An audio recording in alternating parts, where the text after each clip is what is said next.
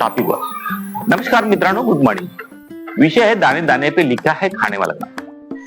विषय तो असाच असतो, पण प्रत्येक माणसाचं नशीब कुठं असतं कोणाला माहित। आपलं अन्नधान्य कुठं पिकलं आपल्याला माहित नाही, पर आपल्या तोंडापर्यंत कोण पोहोचवतो ते आपलं नशीब। तर प्रत्येक माणसाचं एक नशीब असतं हे लक्षात घ्या। अशाच काही घटना असतात हो, आमच्या गार्डन मध्ये छोटे मोठे प्रोग्राम होतात। पर काही लोक बर्थडे गिफ्ट आणतात, कोण नाश्ता पाणी आणतात। अशाच काही घटना घडल्या, त्यामुळे मी तुम्हाला सांगतो मित्रांनो की आमच्या इथं गार्डन मध्ये छोटी मोठी पार्टी होती आणि प्रत्येक पार्टीमध्ये सहभाग होतो। तर विषय असा आहे की प्रत्येक माणसाला एक आमचा मित्र आहे तो वाटत असतो। थाळ्या असतात, कटोरी ते वाटतात आणि त्या माझ्या मित्राने वाटता वाटता स्वतःसाठी एक थाळी ठेवलेली आणि वाटून झाल्यानंतर 2-4 माणसं एकत्र झाले। मी म्हणालो की थाळी कोणाची आहे? तर आमचे मित्र म्हणले अरे कोणाची बी असू द्या, देऊन टाकायचे चला। तर देऊन टाकले। एक मित्र 2-4 वाढले त्यामुळे।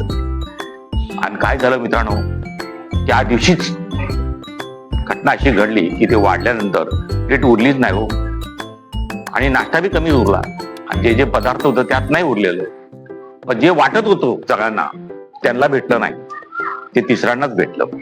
नंतर मला सांगितलं काय हो, ही थाळी माझी होती, तुम्ही दुसऱ्याला देऊन टाकली। तर मला माहित नव्हतं। तर प्रत्येक माणसाचं एक नशीब असतं, काय करावं। मी थाळी दुसऱ्याला देऊन टाकली, त्यांना वाईट वाटलं आणि मला सुद्धा वाटलं की यार ही माझीशी कशी काय चूक झाली। पण लक्षात घ्या मित्रांनो, एक छोटीशी गोष्ट आहे, मला नंतर कळाले की दाणे दाणे पे लिखा है खाने वाला का नाम।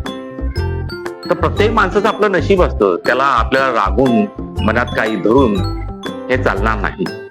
पण आज बी त्यांच्या मनात काहीतरी असं विशेष असू शकतं किंवा नसू शकतं।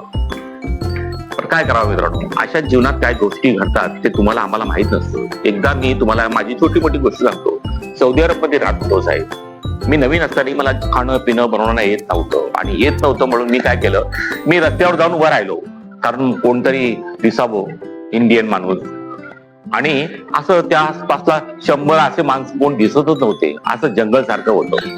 खरंच मित्रांनो मला भूक लागली, बाजूला काय हॉटेल नव्हतं, कुठं काय चाय पाण्याचं काही बंदोबस्त नव्हता, पण खिशात पैसे होते, पण मला काही कळलं नाही। मी शांत बसतो नवीन असल्यामुळं, कुठं जावं। आणि माझ्याकडे त्यांचा ते प्रूफ असतो, देतात ना की अगर तुम्ही सौदी अरब मध्ये गेलं तर त्याला अकामा म्हणतात, की तुम्ही कुठेही गेलात तर हे घेऊन जावं। ते माझ्याकडे ते बी सुद्धा नव्हतं, म्हणून एक जागी थांबलो। अहो अचानक मध्ये 2 माणसं आले आणि म्हणाले की बाबा इथं दुकान होती ना? हा एक छोटी दुकान होती, पण आज बंद आहे। तर इथं जे माणसं कामं करतात तुम्हाला माहिती कुठं राहतात? तर मी म्हटलं मला माहित नाहीये, पण या गलीत राहतात समोर, मी बघितलंय। ते म्हणले चला तुम्ही बी चला, तुम्ही इथं नवीन जुने असाल, मला माहित नाही, पण चला मी तुमच्यासून चलतो। आणि चलता चलता गेलो, एकदम लांबपर्यंत गेल्यानंतर कुणी जर सांगितलं हा इथं इंडियन माणसाचं घर आहे, बस तिथं पोहोचलो। काय करावं साहेब, जो आनंदाचा क्षण तोच भेटला। त्यांच्या घरात पार्टी होती आणि पार्टीला भरपूर लोक आलेले आणि तेही सुद्धा पार्टीला आले। तर मला भूक लागलेली एवढी, काय विचारू नका, काय बोलावं। त्या माणसाने समोर म्हटलं की तुम्ही आमच्या मित्राला सोडायला आलेत ना, तर आमची तर खूप चांगली पार्टी आहे, तुम्ही खाऊन जा। आणि उपाशी माणसाला काय पाहिजे हो, भेटलं ना। असा सुखाचा घास असतो मित्रांनो। म्हणून म्हणतो की आपण कुठं राहतो, काय भेटतो, आनंदाची गोष्टी असतं। दाणे दाणे पे लिखा है खाने वाले का नाम। अशाच काही गोष्टी असतात मित्रांनो। आमच्या गार्डन मध्ये छोट्या मोठ्या भरपूर उद्योगपती येतात, ते चिमण्यांना मुंग्यांना खायला घालतात, काय काय लोकांना पशुला द्यायची आदत आहे। तर जीवनात काय असतात ना मित्रांनो, आपण सांगितलं की तुम्ही अशा पशुंना काय देऊ नका, ते म्हणतात की अगर ह्या पशुंना नाही दिलं तर यांना कोण खायला घालणार। पण प्रत्येक माणसाचं आपलं एक नशीब असतं, चोच दिया तो दाना भी देगा, हे जगाचा नियम आहे मित्रांनो। अशाच काही गोष्टी असतात हो मित्रांनो। छोटीशी गोष्ट, अहो मी आजारी होतो, आजारी असल्यामुळं मला कोण बघणार हो, विदेशात कोण बघणार। आजारी असताना मला हॉस्पिटलमध्ये जेव्हा आलो तेव्हा मला म्हणाला माझा मित्र की बाबा तुला जेवण बनवता नाही तर आम्ही कसं द्यावं। तर म्हणलं मी नवीन आहे, मला काय येत नाही, पण तुम्हाला शिकावं लागेल। तर म्हणलं ठीक आहे शिकूया हळूहळू। पण त्यांच्या मनात मला असं काही दिसलं, काही खटक असेल बहुतेक। तर अशा काही गोष्टी असतात, खटक असल्यामुळं माझ्या मनाला थोडं कळतं। असंच येऊन बाहेर उभा राहिलो, तर बाहेर उभा राहिलो आणि एक ओळखीचा कोणतरी माणूस भेटला आणि भेटल्यानंतर म्हटला की भाऊ तू इथं का बसला उभा राह। म्हणलं यार इथं कुठं हॉटेल असेल तर सांगा. म्हणलं काय झालं? तर म्हणलं इथं हॉटेलमध्ये कुठं जेवणाचा बंदोबस्त असेल तर मी मेस बांधून आपला खाण्याचा बंदोबस्त करणार. ते म्हणलं काय झालं? तर म्हणलं असं असं आहे की मी नवीन असताना मला काय जेवण बनवता नाही येत. पण काही लोकांना असं खटकत असेल, मला असं संशय वाटलं. म्हणून तुम्ही मला कुठेतरी हॉटेल किंवा मेस बघून द्या. तर त्या माणसाने सांगितलं की बाबा इथं हॉटेल बिटेल तर नाहीये, पण तुम्हाला असं काय चिंता असेल तर मला सांगा. त्याचं नाव होतं बशीरभाई. त्या माणसाने काय सांगितलं की असं काय प्रॉब्लेम असेल तर मला सांगा. मला काय जेवण बनवता नाही येत, गॅस पेटवता नाही येत आणि मला खाणं बनवता नाही येत, म्हणून मी बघतो. तर तो काय म्हणला, तुला अगर अशा प्रॉब्लेम असेल, तू नवीन माणूस आहे, तर असं कर, तू माझ्यासाठी माझ्या घरी ये, तुला खायला घाल.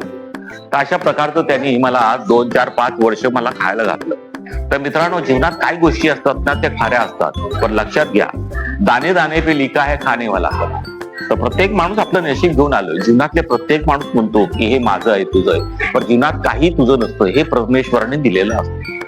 तर लक्षात घ्या मित्रांनो, दाणे दाणे पे लिखा है खाने वाले का नाम. तुम्हाला आवडलं तर लाईक सबस्क्राईब करा. जीवनात या गोष्टी प्रत्येक माणसाची घडतात. असंच आमच्या जीवनात आम्ही लहानपणी असताना आम्हाला भूक लागलेली होती.